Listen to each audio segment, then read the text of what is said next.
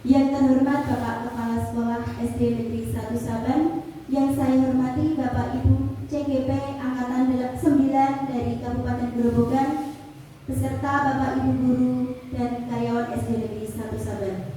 Puji syukur kehadirat Allah Subhanahu wa Ta'ala yang telah melimpahkan rahmat, hidayah serta inayahnya kepada kita semua, sehingga pada kesempatan ini kita dapat melaksanakan diseminasi praktik baik budaya positif SD Negeri 1 Saban Kecamatan Gubuk.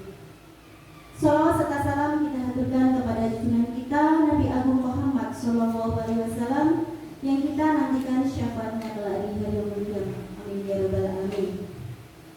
Untuk acara selanjutnya, pertama yaitu pembukaan, yang kedua sambutan dari kepala sekolah, untuk yang ketiga penyampaian materi budaya positif sesi 1 oleh Ibu Khotimah, Sarjana Pendidikan Islam CGP Angkatan 9 Kabupaten Grobogan. Untuk sesi 2 oleh Bapak Muhammad Nur Badat, SPD SD CGP Angkatan 9 Kabupaten Grobogan. Selanjutnya refleksi dan yang terakhir penutup. Untuk membuka acara pada pagi hari ini, kita baca dengan bacaan basmalah bersama-sama. Bismillahirrahmanirrahim. Untuk acara selanjutnya, sambutan dari kepala sekolah. Kepada Bapak Subronto dipersilakan. Assalamualaikum warahmatullahi wabarakatuh. Waalaikumsalam warahmatullahi wabarakatuh. Yang saya hormati Bapak Ibu guru CGP calon guru SD Negeri 1 Saban Kecamatan Gubuk Kabupaten Grobogan. Yang saya hormati Bapak Ibu guru semua di SD Negeri 1 Saban ini, adalah mengucapkan syukur kepada Allah Subhanahu wa Ta'ala yang telah memberikan kepada kita nikmat iman Islam dan kesehatan, sehingga kita dapat bertemu berkumpul dalam rangka diseminasi budaya positif oleh calon guru muda yang alhamdulillah di SD Negeri 1 Saban yang angkatan 9 ada 2 orang guru calon. Salam tidak lupa kami sanjungkan kepada Nabi Muhammad Shallallahu Alaihi Wasallam. Semoga kita selalu diatur dan dipanjangkan amin. Bapak Ibu, dalam kesempatan ini merupakan kegiatan yang sudah terangkai dari awal kegiatan dalam seleksi UPB calon guru pembina yang membutuhkan waktu berbulan-bulan dari awal dengan persiapan, dengan segala cara persiapan yang diupayakan secara maksimal, sehingga pada hasil dari hari ke hari, dari bulan ke bulan, dan sekarang ini saatnya menyampaikan, memaparkan apa yang akan disampaikan merupakan budaya positif di SD Negeri 1 Saban ini, dengan harapan nanti bisa ada perubahan yang signifikan yang akan terbawa untuk kedepannya bagi Bapak Ibu semuanya, dan ujungnya nanti akan berefek atau berimbas kepada siswa-siswa kita yang akan dapat mendapatkan pelajaran secara maksimal, memenuhi kebutuhan seluruh siswa dan menuju pembawaan, yaitu terutama karakter anak-anak ini nanti dapat lebih baik, sehingga dapat menunjang kegiatan pembelajaran. Tidak-tidaknya kita memiliki visi-misi dari visi-misi dan tujuan tersebut dengan mudah tercapai dengan adanya kegiatan-kegiatan, terutama kegiatan yang mengarah kepada budaya positif. Dengan adanya budaya positif tersebut, anak-anak diharapkan memiliki kebiasaan-kebiasaan yang dapat menunjang kegiatan pembelajaran yang nanti akan disampaikan oleh calon guru penggerak. Yang pertama adalah Bu Khotimah SPDI, yang kedua nanti akan disampaikan oleh calon guru penggerak angkatan 9 yang akan disampaikan oleh Bapak Muhammad Nurul SPDI. Jadi Bapak Ibu, kegiatan yang sudah direncanakan dari modul ke modul, saya sendiri tidak memahami ada berapa banyak modul. Yang saya tahu ada banyak perubahan, baik itu perubahan terhadap kinerja teman-teman guru ataupun cara belajar siswa yang mulai nampak dengan adanya prestasi-prestasi yang muncul dari hari ke hari, dari berbagai macam lomba yang diikuti. Ini merupakan suatu kebanggaan tersendiri, suatu langkah yang sudah ada perbedaan yang signifikan dari sebelumnya. Jadi saya sendiri merasa bangga memiliki guru-guru yang di SD Negeri 1 Klaten ini. Semoga nanti kedepannya semua guru menjadi guru penggerak, dan yang calon guru penggerak ini segera juga mencapai hasil yang maksimal sehingga dapat menjadi guru penggerak yang menjadi panutan oleh guru-guru yang lainnya, bisa saling berbagi aksi nyata. Tidak-tidaknya kita memiliki banyak aksi nyata, tidak hanya satu atau dua, banyak aksi nyata yang benar-benar mampu kita diseminasikan, kita share ke teman-teman, saling menukar pengalaman. Hal ini akan menjadikan kita lebih banyak dikenal, lebih banyak sahabat, lebih banyak lagi kita komunitas-komunitas. Dengan komunitas tersebut kita akan masih bersama dan terus berkembang. Itu yang menjadi harapan saya selaku kepala sekolah di SD Negeri 1 ini. Jadi saya tidak merasa itu terlalu berat bagi teman-teman, karena saya telah memahami bahwa teman-teman memiliki kualitas yang tidak diragukan lagi.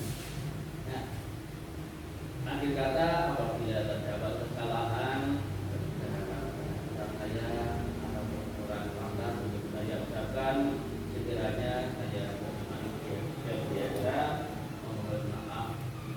Semoga permohonan maaf akan diterima oleh Bapak. Akhir kata, assalamualaikum warahmatullahi wabarakatuh. Waalaikumsalam. Terima kasih atas sambutannya dari Bapak Kepala Sekolah Bapak Suprianto SBY. Untuk acara selanjutnya, penyampaian materi budaya positif sesi 1 oleh Ibu Khotimah Sarjana Pendidikan Islam CGP Angkatan 9 Kabupaten Grobogan. Dipersilakan.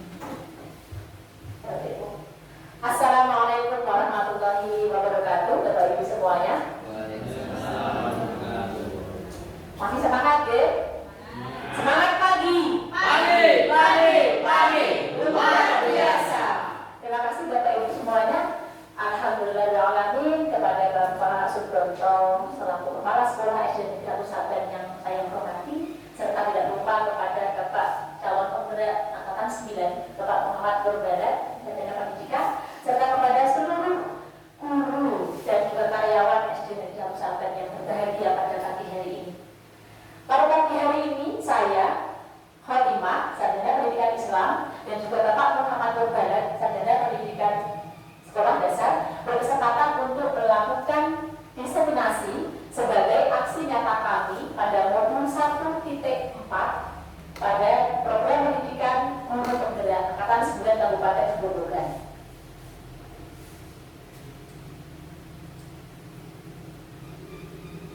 Mengenai materi budaya positif ini terdapat 6 konsep inti yang akan kita pelajari, yaitu yang pertama ada disiplin positif dan nilai kewajiban, teori motivasi, hukuman, penghargaan, dan restitusi. Yang ketiga adalah keyakinan kelas. 4. Kebutuhan dasar manusia. 5. Posisi kontrol. Dan yang terakhir adalah segitiga restitusi. Keenam konsep inti ini nantinya akan kami bagi menjadi 2 sesi. Untuk saya sesi awal adalah akan menyampaikan 3 materi awal dan 3 materi akhir nanti akan disampaikan oleh Bapak Muhammad Burbadat. Bapak Ibu semuanya, sebelum kita memulai diseminasi pada pagi hari ini, masih semangat? Tetap semangat!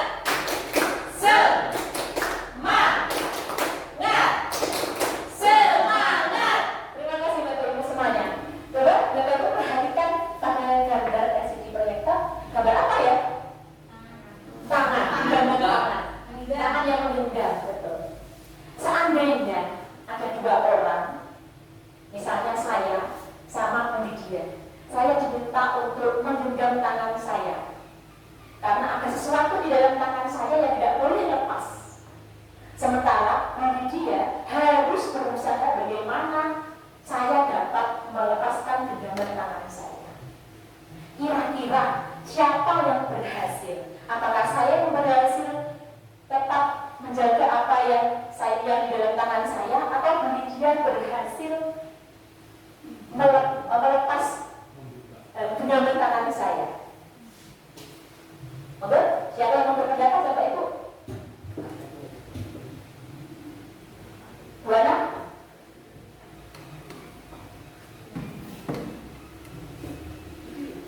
Iya. Terima kasih. Jika ditanya siapa yang berhasil antara Lydia Iya, Lydia, atau saya? Lydia yang Berusaha melepas, saya berusaha mempertahankan. kalau menurut saya tetap Bu Kotin yang masih bisa mempertahankan genggamannya. Iya. Karena Alasannya? menurut saya karena semakin orang itu ingin membuka, orang yang menggenggamnya semakin kuat, kencang, ya, semakin kencang. Iya. Dia tetap berusaha mempertahankan apa yang digenggam di dalam tangannya. Iya. Ada pendapat lain? Itu. Kalau pendapat saya memang berbeda. Tadi pendapat yang pertama adalah orang yang semakin ada tantangan untuk melepas, mereka akan semakin kuat menggenggam, sehingga sulit digenggam. Itu pendapat yang pertama. Ya. Tapi pendapat saya berbeda. Seberapa lama orang kuat menggenggam? Karena orang itu punya batas kemampuan, apalagi banyak godaan. Kita sebenarnya untuk melepas itu tidak usah merebut. Kita kasih akses sesuatu yang menarik. Mungkin kalau dia tergoda, akan dengan sendirinya tidak sengaja akan terlepas. Ini adalah akal-akal yang mungkin perlu dikembangkan untuk itu. Itu menurut saya. Terima kasih. Terima kasih. Tepuk salut. Salut. Salut. Salut. Terima kasih Bapak Ibu pendapatnya. Baik. Mengenai gambar yang kita bahas tadi, betul sekali, betul pendapat, betul semua. Kenapa? Karena pasti orang pertama saya akan berusaha untuk menggenggamnya sekuat tenaga, karena itu ada sesuatu yang berharga yang ingin saya pertahankan.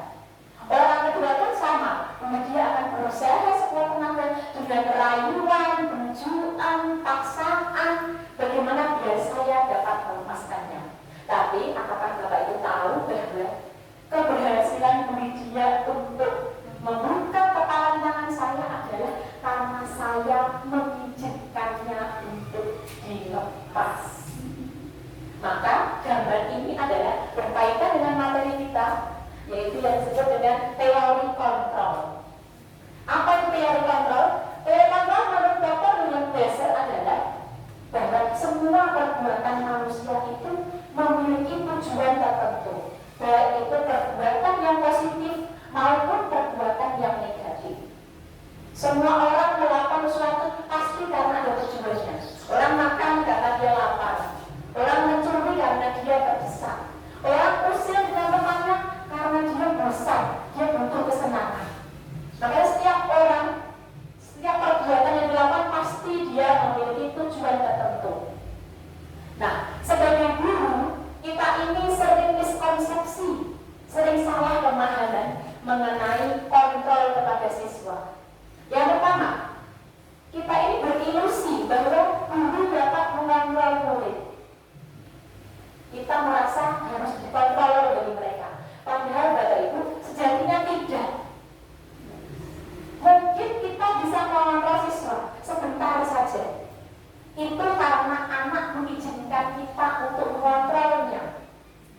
Misalnya saja, anak kita suruh paksa harus berangkat sebelum pukul 7. Awalnya dipaksakan, anak mengizinkan kita mengontrolnya. Tapi apakah dengan paksaan tersebut besok anak akan berangkat tepat waktu terus? Tidak. Kenapa? Karena anak terpaksa dia melakukannya. Ya, hari ini saya akan manut aja, hari ini saja dulu. Begitu. Yang kedua, kita ini berilusi bahwa semua penguatan positif ini akan efektif dan bermanfaat. Dulu kita ada teori stimulus respon. Untuk 2013 kita ada stimulus respon ya Pak, yang mengatakan bahwa kita ini bisa memberikan reward dan punishment kepada siswa. Namun Bapak Ibu, kenyataannya penguatan positif yang kita lakukan ini juga hanya memberikan pengaruh kepada siswa sementara saja. Nanti suatu saat, misalnya anak berbuat kebaikan atau berhasil, kita beri penguatan positif, diberi hadiah. Suatu saat, jika kita tidak menepati janji kita memberi hadiah, maka anak akan berhenti berbuat baik. Hari ini anak diajar oleh Pak Guru A. Pak Guru A menyanjung-nyanjungnya, memberikannya pujian, dia bersemangat sekali. Hari ini dia rajin ke sekolah. Tapi besok ketika diganti oleh guru lain karena Pak Guru A tidak masuk izin, maka anak sudah kembali lagi ke tabiat asalnya. Kenapa? Karena Pak Guru B tidak memberikan stimulus yang sama seperti Pak Guru A. Maka penguatan positif ini tidak selalu memberikan manfaat yang terus-menerus. Yang ketiga, kita ini juga berilusi bahwa kritik dapat membuat orang merasa dan membuat orang merasa bersalah. Ini dapat menguatkan karakter. Kadang juga kita ini mengkritik atau juga membuat kita merasa bersalah. Tujuannya biar karakternya jadi kuat. Misalnya, anak yang terlambat. Kamu kok terlambat terus ya? Apa tidak kasihan sama guru? Ditegur terus sama kakak kepala sekolah. Dengan bersifat seperti itu, harapan kita anak akan memahami kita. Tapi tahukah Bapak Ibu, dengan memberikan rasa bersalah kepada siswa, itu kita seperti membentuk gunung es yang kita ini menjatuhkan mental mereka, yang nanti suatu saat mereka akan meledak. Yang keempat, kita juga berilusi bahwa orang dewasa memiliki hak untuk memaksa.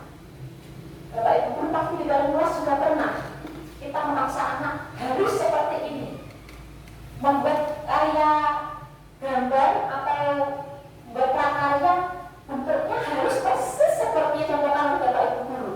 Kita memaksakan demikian. Tidak. Orang dewasa tidak bisa mengontrol orang lain, bahkan anak-anaknya. Lanjutnya, oleh karena itu kita perlu beralih dari yang awalnya adalah stimulus respon. Ini teori yang stimulus respon. Sekarang kita akan beralih menjadi teori kontrol. Untuk bisa tadi membuka genggaman orang lain, kita harus memahami teori kontrol. Karena bagaimana? Kita harus mengetahui bahwa kebutuhan setiap orang itu berbeda, tidak sama. Setiap siswa memiliki kebutuhan yang berbeda. Yang kedua, setiap orang ini memiliki gambaran yang berbeda. Maksudnya adalah kita mengajarkan murid yang sama di dalam kelas, namun penangkapan pemahaman mereka, bagaimana mereka menggambarkan sesuatu antara siswa satu dengan siswa yang lainnya itu sangat berbeda. Yang ketiga, dulu kita ini berusaha mencoba mengubah orang agar berpandangan sama dengan kita. Sekarang tidak. Kita mestinya berusaha memahami pandangan orang lain. Kalau menurut kita ini sudah yang terbaik, paling benar ya seperti ini.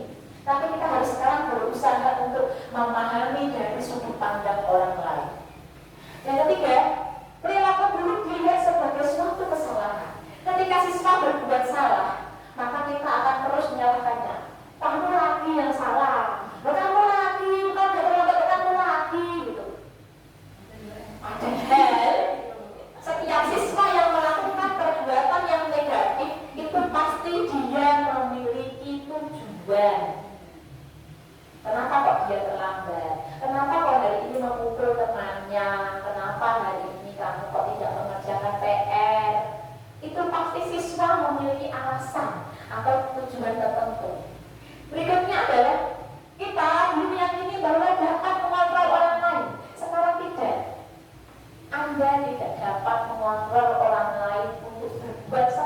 yang kita inginkan.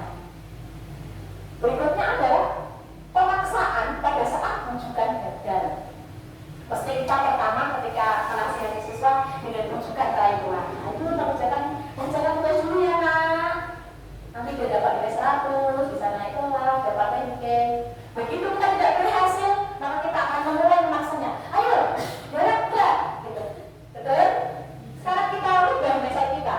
Kita mestinya berkolaborasi, konsensus, menciptakan pilihan-pilihan baru. Berikutnya, kita selalu berpikiran bahwa guru harus selalu menang, siswa itu kalah. Karena apa? Kedudukannya kita lebih tinggi dari siswa, gitu ya. Sekarang tidak. Untuk teori kontrol, kita harus berpikir win-win solution. Saya menang, siswa juga menang. Tidak ada yang kalah sama sekali. Nah, untuk mewujudkan ini semuanya, maka kita perlu mewujudkan disiplin positif. Bapak Ibu tahu apa itu disiplin? Disiplin itu biasanya kita pahami sebagai mentaati peraturan, melaksanakan sesuai dengan jadwal, tidak terlambat, begitu ya. Namun sekarang ada tambahan ini Bapak Ibu, disiplin, ada kata di dalamnya positif. Nah, apa sebenarnya disiplin positif ini? Disiplin positif ini adalah cara penerapan disiplin yang mengajarkan anak untuk bertanggung jawab dan menumbuhkan kesadaran diri melalui atau berdasarkan nilai-nilai kebajikan. Disiplin itu tumbuhkan dari dalam diri anak sendiri, sehingga anak nantinya menyadari dan memahami bahwa itu adalah tugas dia, itu adalah kesadaran dia sendiri, bukan melalui paksaan, penghargaan, hadiah, atau hukuman. Nah, sebenarnya apa itu nilai kebajikan? Nilai kebajikan universal adalah nilai-nilai yang disepakati bersama, terlepas dari suku bangsa, agama, bahasa, maupun latar belakangnya. Nilai kebajikan berarti nilai yang diakui oleh semua negara, semua bangsa, suku, agama, semua meyakininya. Coba masing-masing kita dulu bisa coba menjawab nilai-nilai kebajikan yang universal seperti apa? Kalau kita di sekolah, di Kemdikbud itu kita punya nilai kebajikan profil pelajar Pancasila, beriman, bertakwa kepada Tuhan Yang Maha Esa, berakhlak mulia, berkebinekaan global, gotong royong, mandiri, kreatif, dan bernalar kritis. Namun di luar Kementerian Pendidikan, mereka juga memiliki nilai-nilai kebajikan yang lain. Apakah bisa? Coba menyebutkan nilai kebajikan lain yang tidak terdapat pada profil pelajar Pancasila. Bapak Ibu, monggo, ada? Boleh? Apa ya? Oh ya, saya mau menjawab dari Bupati. Nilai kebajikan universal. Sepengetahuan saya ada 6 organisasi yang mencetuskan beberapa nilai kebajikan. Salah satunya yang saya sebutkan yaitu nilai kebajikan tentang kebersihan. Oh ya, kebersihan, boleh. Udah, kebersihan, ada lagi? Ada kebersihan. Disiplinan, boleh. Kerapian, keindahan, biasanya ya. Kebersamaan, keamanan, boleh, keadilan.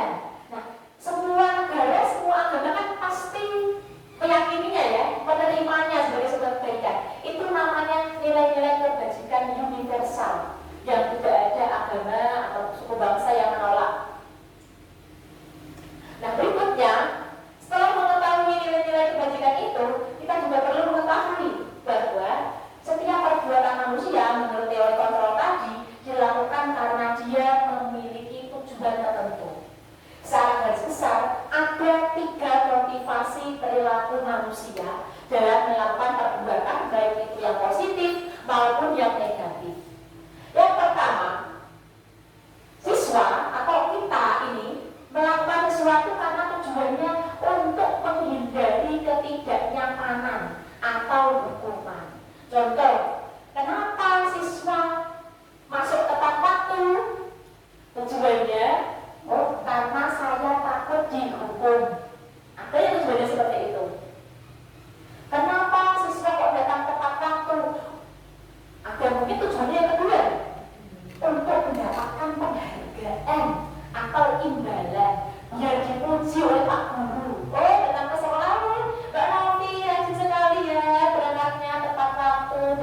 awal, siswa itu senang dipuji. Oke, dua-duanya. Yang ketiga, kenapa anak udah lakukan waktu untuk menjadi orang yang mereka inginkan, menghargai diri sendiri dengan nilai-nilai yang mereka yakini. Ini yang ketiga berbeda Bapak Ibu. Kalau 1, 2 itu merupakan pengaruh dari luar. Kenapa siswa kok rajin? Takut dihukum karena ini dipuji. Ini dari luar semua. Tapi yang ketiga ini Bapak Ibu, siswa dapat berangkat tepat waktu karena kesadaran dirinya sendiri. Nah, ini yang perlu kita bangun nantinya. Jadi, kita ini perlu meyakinkan siswa dari yang awalnya mereka melakukan kegiatan yang disiplin, datang tepat waktu, mengerjakan tugas, kemudian menolong orang lain, yang awalnya karena takut dihukum, karena takut nanti dapat sanksi, denda, atau karena ini dipuji, diberi penghargaan, kita ini beralih meyakinkan mereka bahwa berangkat ke sekolah tepat waktu misalnya jangan karena ini dihukum, jangan karena ini dipuji, tapi sadar akan tugasnya sendiri. Oh, saya menjunjung nilai-nilai kebajikan yaitu disiplin. Saya akan datang tepat waktu dengan senang hati. Ada atau tidak ada bapak ibu guru di depan gerbang, dipuji atau tidak, saya tetap dapat datang tepat waktu. Itu namanya disiplin positif.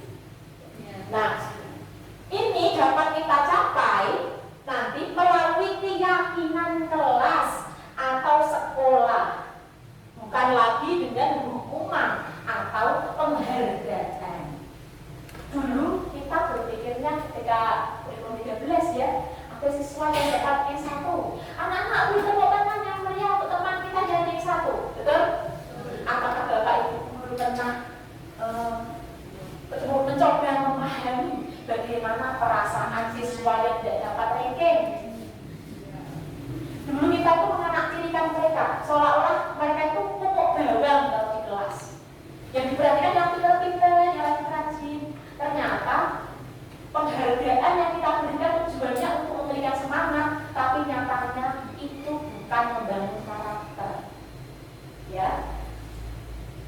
Nah, sekarang mari kita membedakan ada hukuman, ada konsekuensi, dan ada restitusi.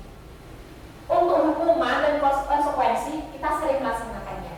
Nah, sekarang kita ada hal baru ini Bapak Ibu. Apa itu restitusi?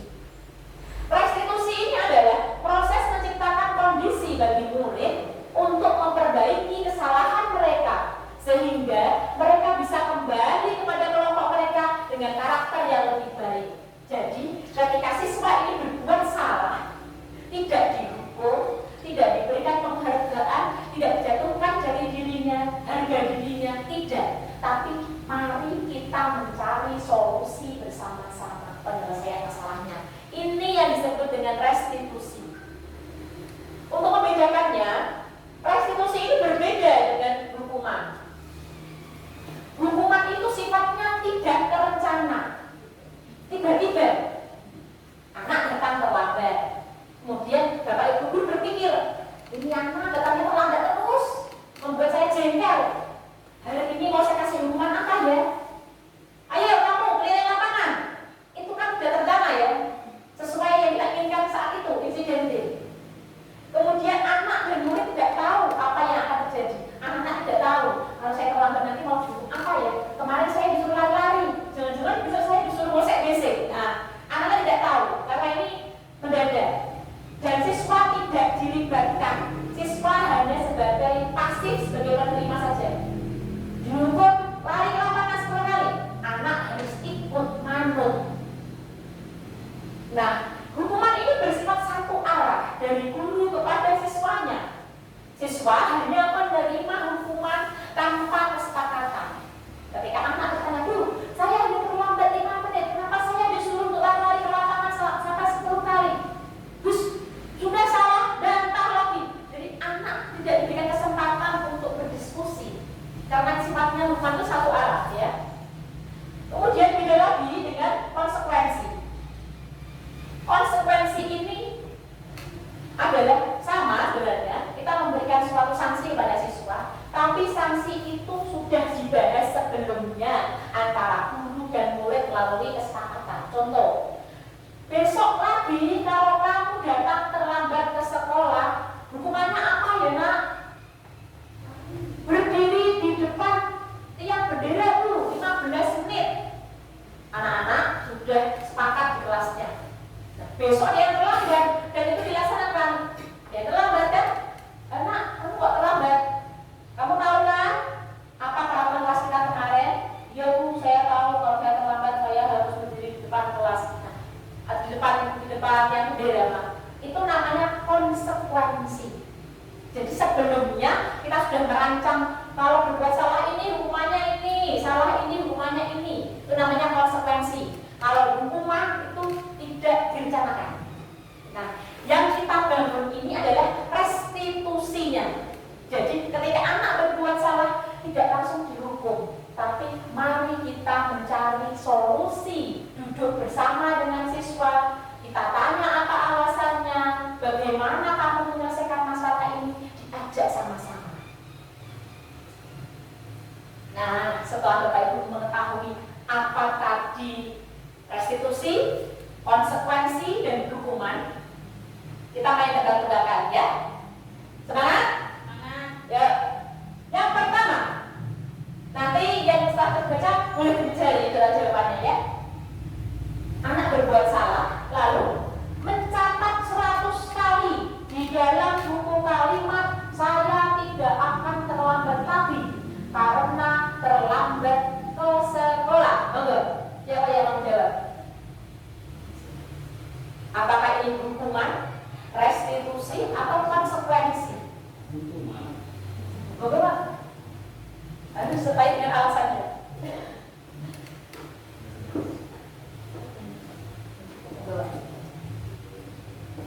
Terima kasih. Saya rasa untuk mencatat 100 kali dalam buku kalimat saya tidak akan terlambat lagi ini merupakan hukuman karena tidak direncanakan apakah sudah kesepakatan dengan siswa atau belum karena ini dilaksanakan dengan tidak saat ada kesalahan. Ya, terima kasih. Tepuk tangan teman-teman Bapak Ibu. Nah, ya betul sekali Bapak Ibu. Yang pertama ini adalah mencatat 100 kali. Itu adalah hukuman. Karena apa? Tidak terencanakan sebelumnya. Ini juga bisa menjadi konsekuensi jika memang anak sudah tahu ada peraturan sebelumnya, ya. Yang kedua, berdiri di depan kelas karena lupa tidak mengerjakan PR. Oke? Baik, untuk pertanyaan kedua, berdiri di depan kelas karena lupa tidak mengerjakan PR. Kalau menurut saya ini konsekuensi, karena dia sudah menyadari bahwa kalau tidak mengerjakan PR, dia berdiri di depan kelas. Sudah disepakati bersama guru ya. Baik, jadi kesimpulannya 1 dan 2 ini bisa menjadi konsekuensi jika sebelumnya ada kesepakatan, tapi bisa juga menjadi hukuman jika sebelumnya tidak ada kesepakatan seperti itu ya. Yang ketiga, Santi dipanggil ke kantor oleh guru, lalu ditanya mengapa ia terlambat, kemudian diminta untuk mengingat kembali keyakinan kelasnya. Oke, Mas Yanto?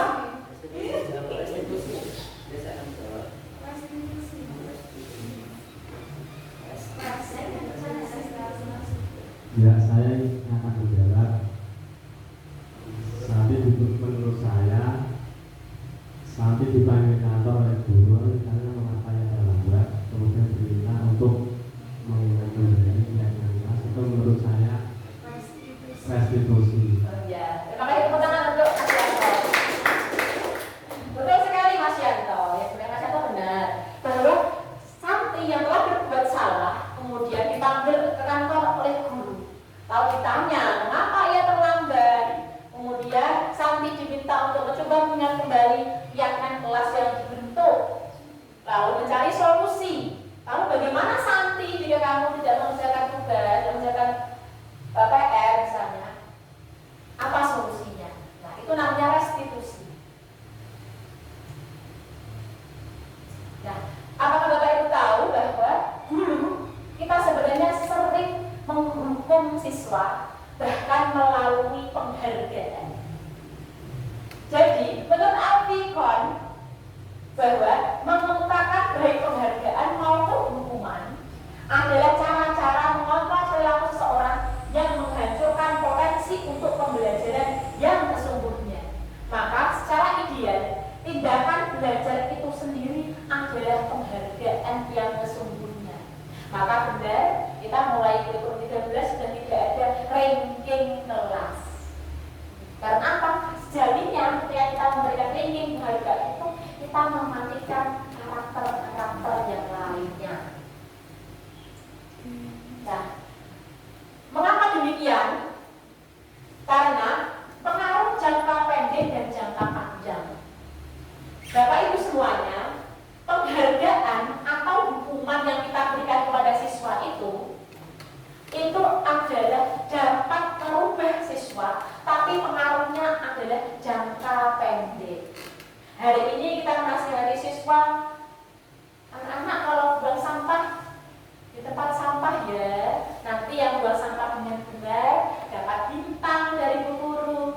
Iya, anak saat itu akan mampu dengan kita. Saya membuang sampah yang benar karena dapat bintang dari Bu Guru. Dapat bintang itu kan hanya kelas rendah ya, kelas 1 ya. Apakah nanti anak kelas juga dia akan tetap seperti itu? Tidak. Karena apa? Penghargaan itu sifatnya jangka pendek.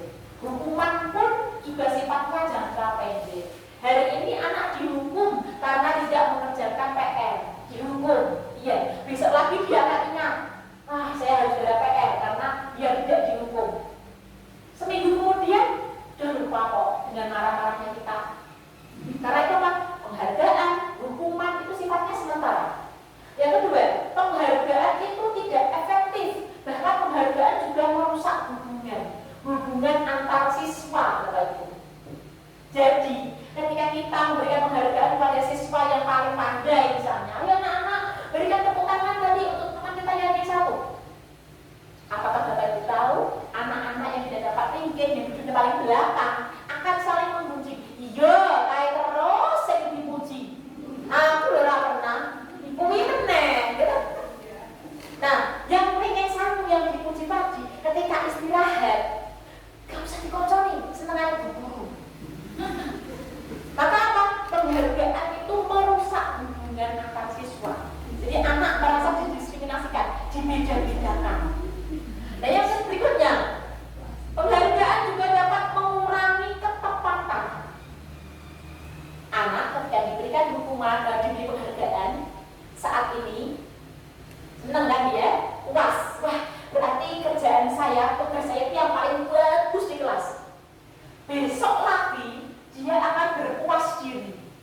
Aku kemarin yang paling bagus kok. Saya saudara aku menengah, saya paling bagus lagi gitu. Ternyata apa? Besoknya lagi dia tidak ada perkembangan. Justru anak-anak yang tidak mendapatkan penghargaan. Kemarin aku kan diabaikan oleh guru. Saya akan berbuat lebih baik lagi. Penghargaan kita itu justru mengurangi ketepatan mereka, juga menurunkan kualitas mereka. Bahkan penghargaan juga dapat mematikan kreativitas mereka. Nah, penghargaan juga sebenarnya adalah penghukum. Maka kita ketika memberikan penghargaan, kalau terpaksa harus memberikan penghargaan, jangan sampai menyakiti hati siswa yang tidak mendapatkan penghargaan. Bagaimana caranya? Diolah. Kalau misalnya dapat hadiah, karena kelas 1 ya Bu Ana ya, dapat hadiah semua. Jadi apa? Jadi anak-anak merasa diakui. Nanti ada, untuk sesi juga Pak Barat nanti ada kebutuhan manusia. Ada 5 dasar kebutuhan manusia. Nah, semua itu tadi Bapak Ibu, disiplin positif dapat kita bentuk dengan melakukan keyakinan kelas. Kalau dulu kita tahu ada peraturan kelas, peraturan sekolah. Siapa yang membuat peraturan sekolah? Kepala sekolah, Bapak Ibu guru. Apakah siswa dilibatkan dalam membuat peraturan sekolah yang kita tempel di dinding itu? Apakah siswa diajak untuk dilibatkan? Tidak. Ya, peraturan itu sifatnya satu arah. Sekolah yang membuat,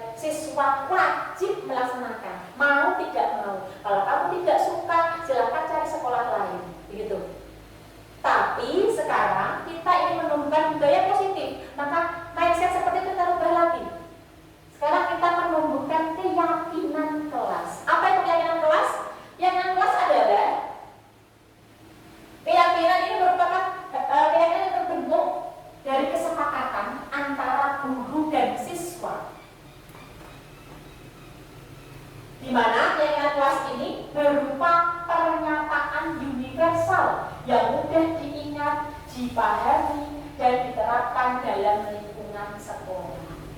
Untuk prosesnya, dalam membuat kegiatan kelas yang pertama adalah kita mempersilahkan warga sekolah atau murid-murid untuk bercurah pendapat. Nah, Bapak Ibu, langkah-langkah ini nanti berapa menit?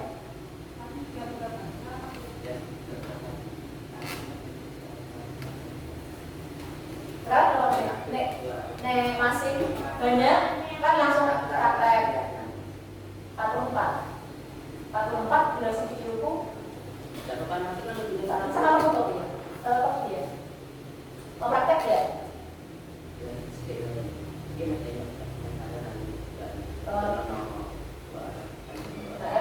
Apa nonton aja itu?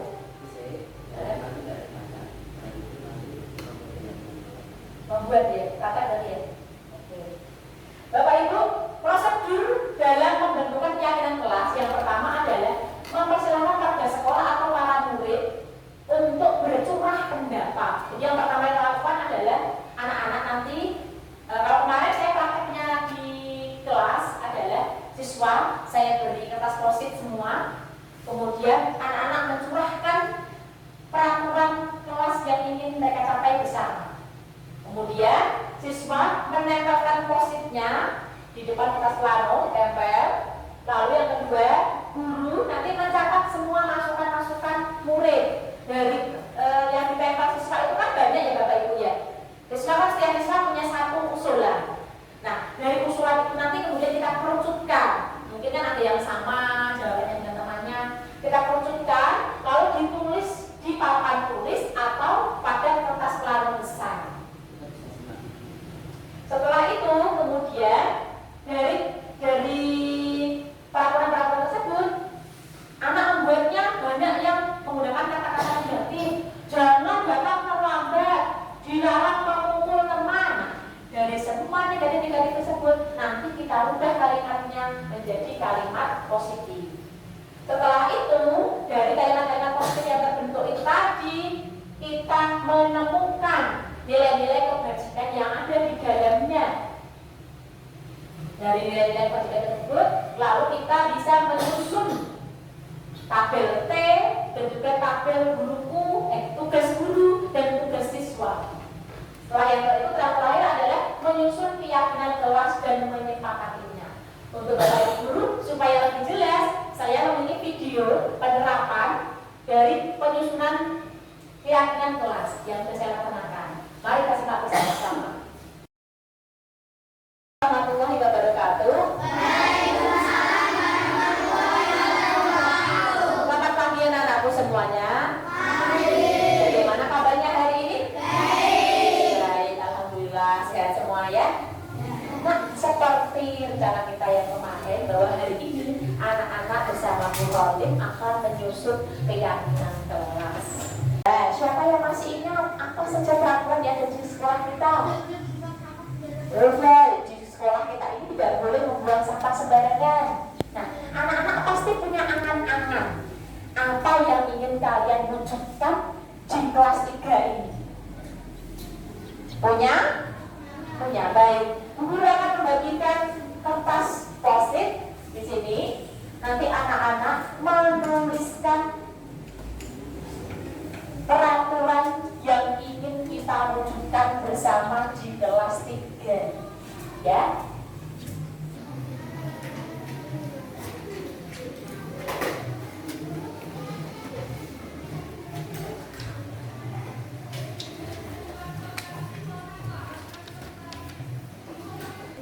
Ayo sekarang tuliskan peraturan kelas 3 yang ingin kita wujudkan bersama.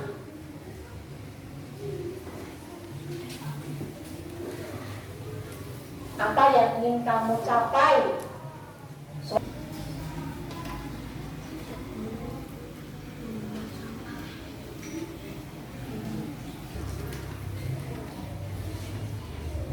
Sini Mas.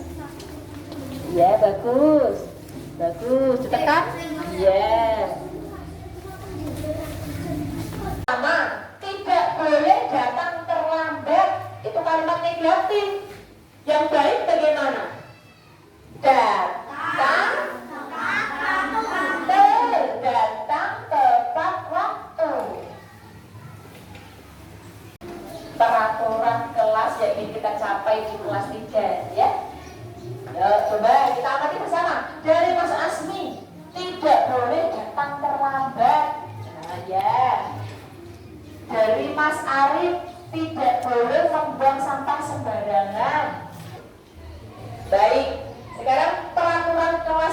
3 kita tuliskan pada lembar yang sebelah sini menjadi 10 peraturan kelas 3. Yang kesemuanya tadi rata-rata hampir mirip-mirip kan? Yuk, yang pertama, tidak boleh apa ya tadi? Oh iya, tidak boleh datang terlambat. Tidak boleh berbicara kasar, betul tadi ada. Keempat, apalagi ya? Tidak boleh bertengkar dengan teman.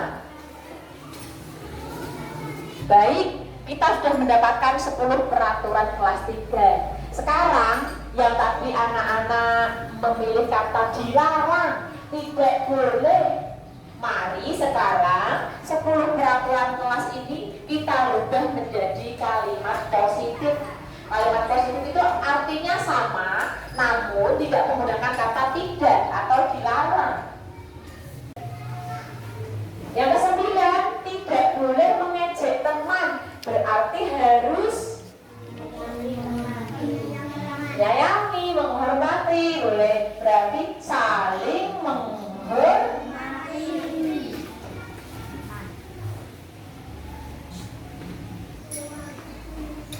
Dari ke-10 kalimat positif mengenai peraturan kelas 3 ini, sekarang mari kita telaah kembali nilai-nilai kebajikan apa yang terkandung di dalam ini. Yang pertama, datang tepat waktu. Ini berkaitan dengan nilai apa ya? Dengan disiplin. Iya, disiplin.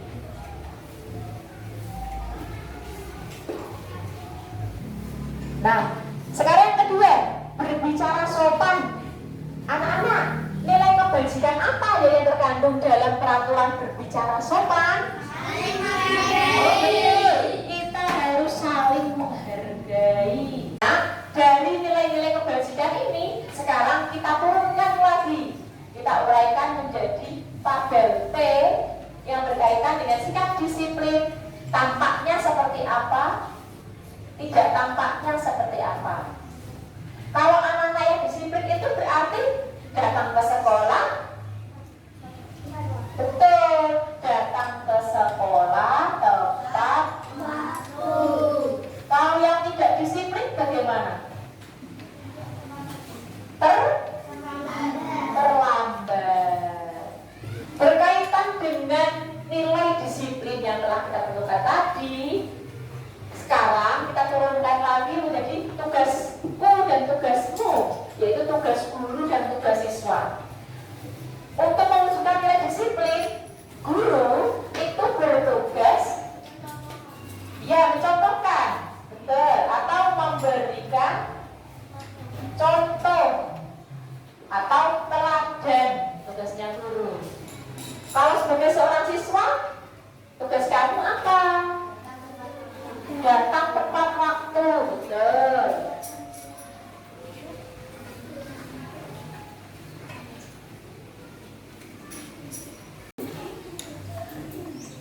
Anak-anakku semuanya, setelah kita melakukan beberapa tahap, tibalah kita pada tahap penyusunan keyakinan kelas yang terakhir, penetapan keyakinan kelas.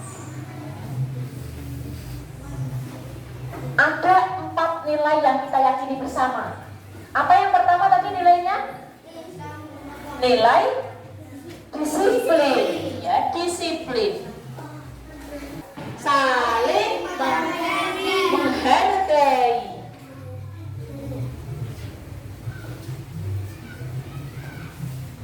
Yang ketiga, kebersihan. Anak-anak sudah meyakini keyakinan kelas kita dan sepakat memiliki 4 nilai yang harus kita junjung tinggi. Baik, kalau sepakat semuanya, tepuk sepakat.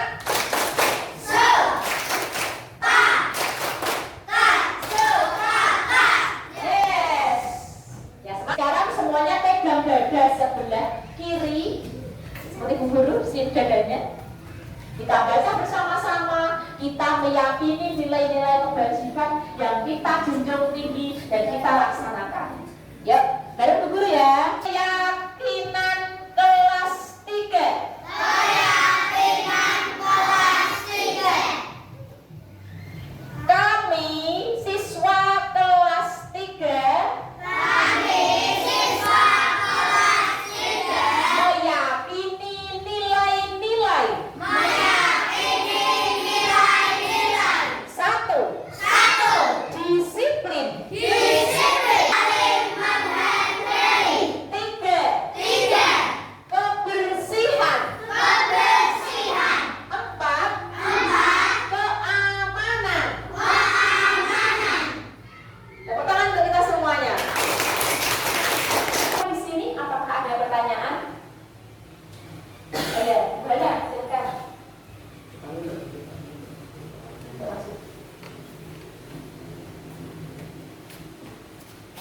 Ya, sebelumnya terima kasih buat waktunya kemarin. Di sini saya ingin menanyakan apa perbedaan peraturan kelas dan keyakinan kelas. Ya, terima kasih Dinda. Baik, ada pertanyaan Bapak Ibu dari Ibu Laila Farhana, Ibu Bahasa Inggris sekolah kita, yang menyatakan bahwa menanyakan apa perbedaan dari peraturan kelas dengan keyakinan kelas. Satu perbedaannya Bu Hana, kalau peraturan kelas itu sifatnya satu arah, dibuat oleh guru atau sekolah, siswa melaksanakan. Kalau keyakinan kelas itu bersifat dua arah, karena di sini terjadi kolaborasi antara guru dan siswa dalam membuat peraturan yang kemudian dirubah menjadi keyakinan kelas. Itu Bu Hana? Dapat mengerti? Ya. Terima kasih Bapak Ibu. Untuk selanjutnya,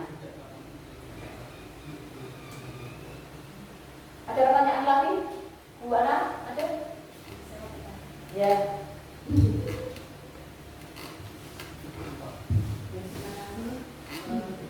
Jika saya bertanya, Ya. sejak kapan keyakinan kelas itu diciptakan atau ada? Terima kasih. Terima kasih Bu Ana. Saya jawab hemat saya ya, pengetahuan saya ya. Kalau menurut saya, keyakinan kelas ini mungkin merupakan kecenderungan dari pemerintah sejak adanya pembaharuan kurikulum, terutama yang kurikulum merdeka. Nah, kemudian untuk dapat sampai kepada guru-guru, pemerintah kemudian mengadakan namanya ada program guru penggerak yang di dalamnya terdapat salah satunya materi adalah keyakinan kelas. Kalau ini sudah angkatan 9 tahun 2023, kemungkinan sudah boleh angkatan 1. Tahun berapa boleh dia angkatan 1? 2021. Berarti sudah sekitar 3 tahunan, 2 tahun yang lalu. Mungkin masuknya kita adalah kurikulum merdeka, penerapan kurikulum merdeka. Iya. Itu juga. Iya. Oke. Terima kasih. Saya hanya menambahkan dari pertanyaan dari Bu Hana dan perkataan dari Bu Anak berkaitan dengan keyakinan kelas. Apa perbedaan antara peraturan keyakinan kelas ataupun apa keyakinan kelas itu ada? Pada dasarnya, ini menurut hemat saya, keyakinan kelas itu sebenarnya sudah ada. Karena secara tidak langsung, keyakinan kelas itu adalah breakdown dari peraturan kelas.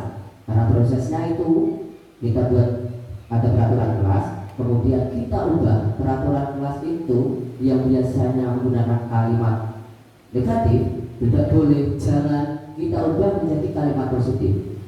Nah, kemudian prosesnya dari kalimat positif itu kita buat atau kita cari nilai-nilai kebajikan, baru kita breakdown lagi menjadi keyakinan kelas. Jadi sebenarnya antara keyakinan kelas dan peraturan itu berkesinambungan tapi berbeda frasa. Jadi tidak hanya kita buat peraturan tidak boleh membuang sampah sembarangan. Jadi kita bisa menjadi kalimat positif menjadi buanglah sampah pada tempatnya. Kemudian kita telusuri nilai kebajikan apa? Oh, buang sampah pada tempatnya berarti itu nilai kebajikannya tentang kebersihan. Sebenarnya sudah ada, tapi kita tidak menyadari dan kita tidak spesifikkan menjadi sebuah keyakinan. Terima kasih. Terima kasih Pak Barat atas bantuannya. Bapak Ibu semuanya, seperti kita menyimak materi mengenai budaya positif, Bapak Ibu juga telah menyimak contoh video penerapan penyusunan keyakinan kelas. Sekarang Bapak Ibu, mari kita praktekkan pembuatan keyakinan sekolah. Bapak Ibu guru sebagai guru, kalau sesuatu keyakinan kelas, kalau begitu keyakinan sekolah yang ingin kita capai bersama-sama. Oleh ketuanya. Pertama Bapak Ibu, kami akan membagikan kertas post-it. Masing-masing dari Bapak Ibu guru dipersilakan untuk menulis satu saja peraturan sekolah yang Bapak Ibu yakini ingin kita terapkan di sekolah.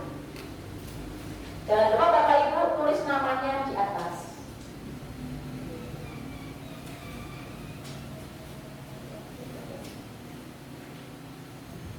Bagaimana Bapak Ibu sudah? Sudah, oke. Nanti Bapak Ibu guru maju, kemudian dibacakan peraturan sekolah yang ingin dicapai, lalu ditempel di papan tulis. Bapak Ibu, monggo. Yang sudah boleh maju ke depan. Siapa sudah? Monggo. Maju Mas. Maju dibaca, ditempel.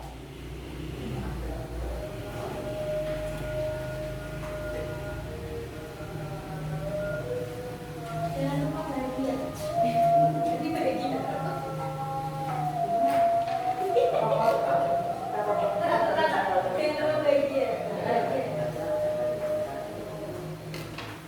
Monggo, Mas Jaka.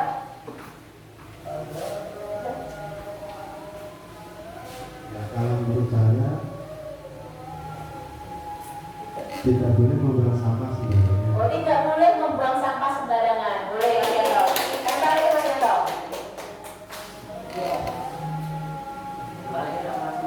Boleh apa Mas? Ya, berikutnya monggo. Monggo.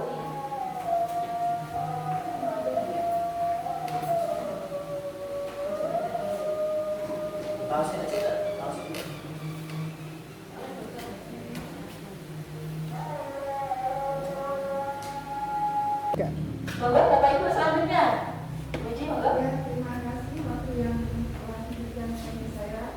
Yang saya tentang kedisiplinan dalam tidak boleh melanggar pada waktu pulang itu juga harus tidak boleh mengganggu teman yang lain, harus bersama-sama. Oh ya. Kita di sekolah ini menerapkan kedisiplinan untuk memberi contoh kepada anak-anak.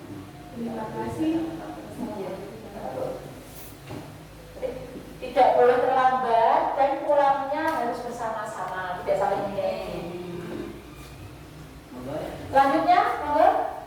Bu Novi. Terima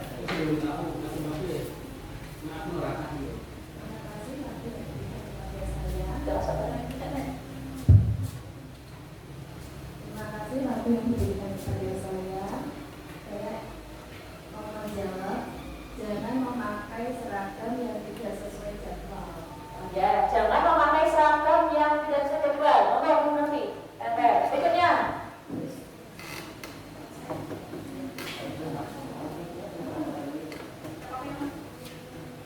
Jadi kalau saya jangan menggunakan HP ketika pembelajaran, yang dimaksud ketika memakai HP itu untuk chattingan atau yang selain digunakan untuk kebutuhan siswa. Iya. Monggo.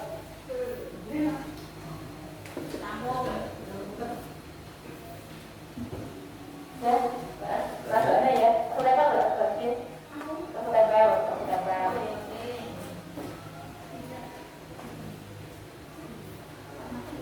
Bentar.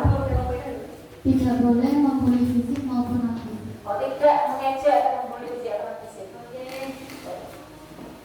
Jembatan gue.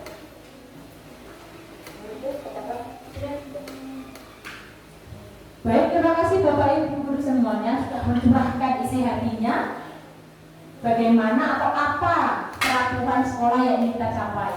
Yang pertama di sini tadi ada tidak boleh membuli fisik atau non fisik. Jangan membuli, jangan datang terlambat ke sekolah, jangan menggunakan HP ketika pembelajaran. Bertemu dengan bapak ibu guru dan bertemu teman atau guru sapa dengan senyuman. Jangan memakai seragam yang tidak sesuai jadwal. Disiplin. Nah, dari semuanya ini Bapak Ibu, mari kita rubah dari kalimat negatif, kata-kata jangan, kata-kata tidak menjadi kalimat positif. Yang pertama, kalau kalimatnya adalah tidak boleh, ini tidak boleh membuli fisik maupun non fisik, berarti kalimat positifnya bagaimana Bapak Ibu? Saling menghargai. Betul. Saling menghargai. Yang kedua, jangan membuang sampah sembarangan. Diubah menjadi kalimat positif. Buanglah sampah pada tempatnya. Betul. Berikutnya, datang jadi tidak boleh terlambat. Dirubah menjadi datang tepat waktu. Betul. Kemudian jangan memakai seragam yang tidak sesuai jadwal. Kita rubah menjadi memakai seragam sesuai jadwal. Kemudian jangan menggunakan HP ketika pembelajaran. Kita rubah dengan kalimat positif. Gimana? Gunakan HP, menggunakan waktu sesuai dengan menggunakan HP. Ya, secara bijaksana.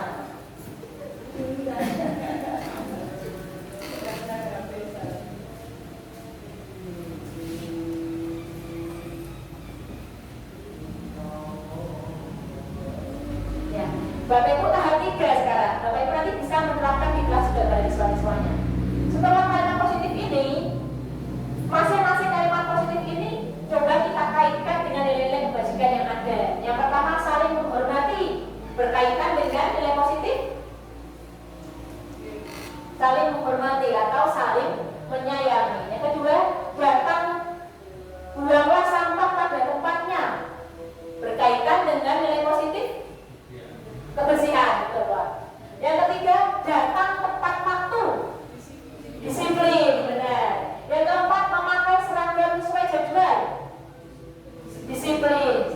Dan yang kelima, gunakan HP secara bijaksana, disiplin juga. Oke.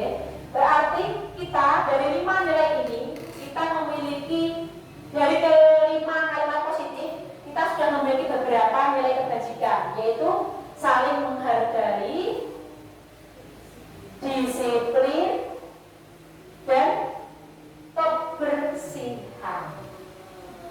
Nanti selanjutnya Bapak Ibu di kelas dilanjutkan dengan tabel T dan juga tabel guruku, yaitu tugas guru, tugas siswa. Kalau bercontoh Pak, kalau Mas Berat, Mas Berat punya file tidak? Contoh saja.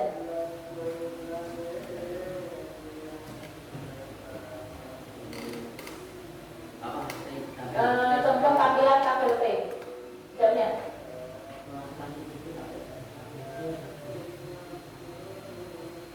Langsung pilih. Baik, dari nilai-nilai yang terbentuk tadi, kemudian kita bisa beri tabel T. Tabel T ini maksudnya adalah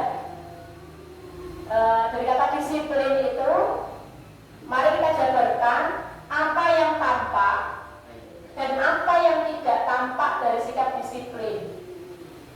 Kalau orang yang disiplin itu mestinya satu, dia akan tampak dengan datang tepat waktu.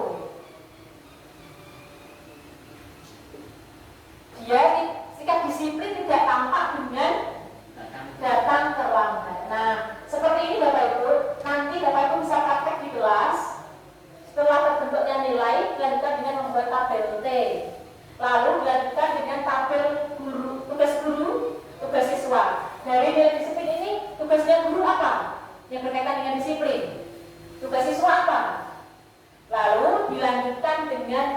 membentuk keyakinan kelas boleh ditandatangani oleh semua siswa, kemudian dibuat poster dan ditempelkan di dinding kelasnya masing-masing. Dibuat seindah mungkin sehingga anak-anak dapat mengingatnya terus-menerus. Perlu diketahui Bapak Ibu, dalam membuat keyakinan kelas tidak perlu banyak-banyak. Semakin banyak siswa tidak hafal, jadinya tidak diterapkan. Kenapa? Kebanyakan aturan.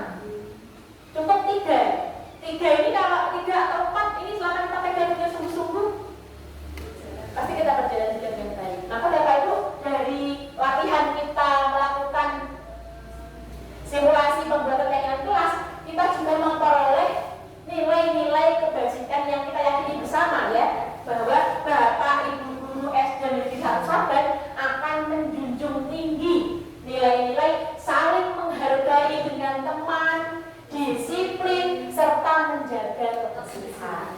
Bagaimana Bapak Ibu, sepakat? Sepakat. Sepakat.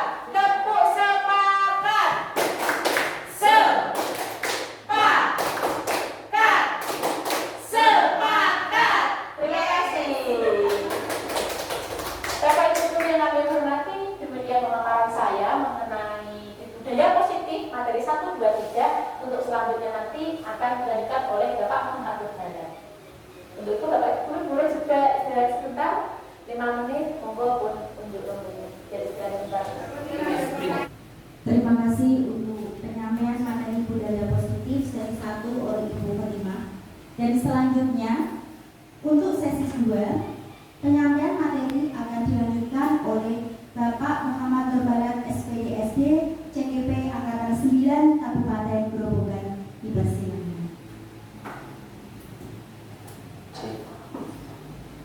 Terima kasih untuk Bapak Muhammad Nurbalat atas materi yang telah disampaikan budaya positif. Untuk selanjutnya yaitu acara refleksi dari acara hari ini. Yes. Terima kasih Bapak Ibu guru, masih semangat sampai siang, kita sudah jam 1:12 ini. Sesi terakhir adalah kita refleksi Bapak Ibu.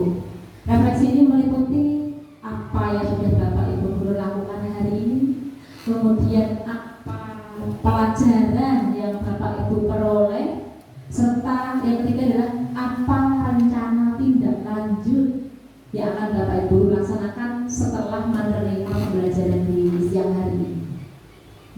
Siapa yang ingin melakukan refleksi? Salah satu dulu. Bu Ija. Baik, terima kasih atas kesempatan yang diberikan kepada saya untuk refleksi kegiatan pada hari ini, yaitu tentang budaya positif. Jadi kita sebagai guru ternyata memang perlu adanya budaya positif yang selalu diberikan komitmen kepada anak. Jadi tidak hanya 1 kali 2 kali, tapi berkesinambungan, konsisten dalam pelaksanaannya. Kemudian itu kita harus mengetahui juga keyakinan kelas, yang mana keyakinan kelas ini akan selalu diterapkan di kelas, kemudian akan diyakini oleh kelas tersebut. Kemudian juga kita sebagai guru haruslah memahami kebutuhan dasar murid. Itu yang paling terpenting, karena melalui kebutuhan dasar murid kita akan mengetahui apa yang sedang murid rasakan dan apa yang sedang ingin tidak dimau oleh siswa tersebut. Mungkin itu yang dapat Perasaan? Perasaan sangat bahagia karena materi ini juga memberikan banyak sekali pelajaran buat kita semua sebagai guru, terutama di SD Negeri 1 Saban. Dan juga tadi ada kegiatan praktik ya, praktik budaya positif dan juga keyakinan kelas. Ternyata memang sangat lucu sekali kalau guru berperan sebagai murid itu menjiwai sekali. Apalagi guru kelas 1 ya, ternyata persis sekali dengan muridnya. Karena tidak lanjutnya. Ya, untuk tidak lanjut saya akan menerapkan budaya positif di sekolah bersama dengan rekan-rekan semua dan juga keyakinan kelas yang akan disepakati bersama kelas tersebut dan juga sekolah. Terima kasih. Itu yang dapat saya sampaikan, semoga bermanfaat. Assalamualaikum warahmatullahi wabarakatuh. Waalaikumsalam. Mungkin ada satu lagi yang merefleksikan apa yang kita Perasaannya bagaimana, lalu pelajaran apa yang Ibu peroleh pada siang hari ini, lalu tindak lanjut atau rencana ke depannya. Perasaan dulu, perasaannya bagaimana selama mengikuti sesi siang ini, atau Bu Nafi mau hanya perasaannya nanti seperti apa, hal yang menarik apa, kemudian rencana tidak lanjut apa. perasaan dulu Bu Nafi, bagaimana perasaannya mengikuti sesi diseminasi pada siang? Perasaan hari ini senang, ya, Mengapa Bu Nafi senang? bisa menambah wawasan untuk masukan buat saya sendiri sebagai guru, ya. Lalu pelajaran apa yang Bu Nafi peroleh dari sesi pembiasaan hari ini?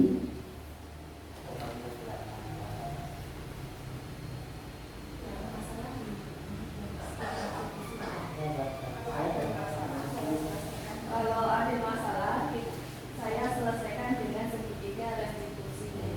Terima kasih Bu Nafi. Bu Nafi.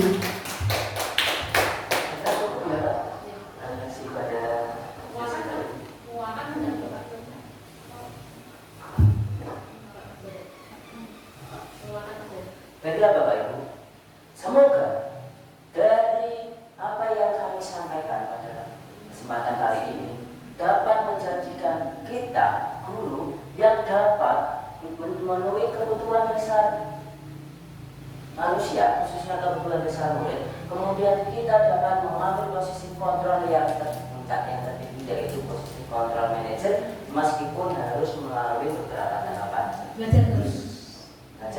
Intinya kita tetap semangat untuk pembelajaran atau pendidikan yang berpihak kepada murid. Tepuk tangan buat kita semua. Nah, yang terakhir, Bapak Ibu, terima kasih atas waktunya, atas perhatiannya, antusiasnya untuk mengikuti diseminasi budaya positif dari saya, Ibu Fatimah, dan juga Bapak Muhammad Ibadat. Semoga SD Negeri Satu Saban semakin jaya dan luar biasa. Tepuk hebat. Tepuk sukses.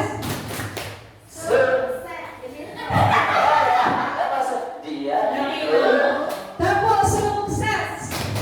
Di hatiku ada cinta, di mulutku ada doa, di pikirku ada cinta, di tanganku ada karya. Sukses, yes. Terima kasih Bapak Ibu Guru. Terima kasih. Akhir kata, wassalamualaikum warahmatullahi wabarakatuh.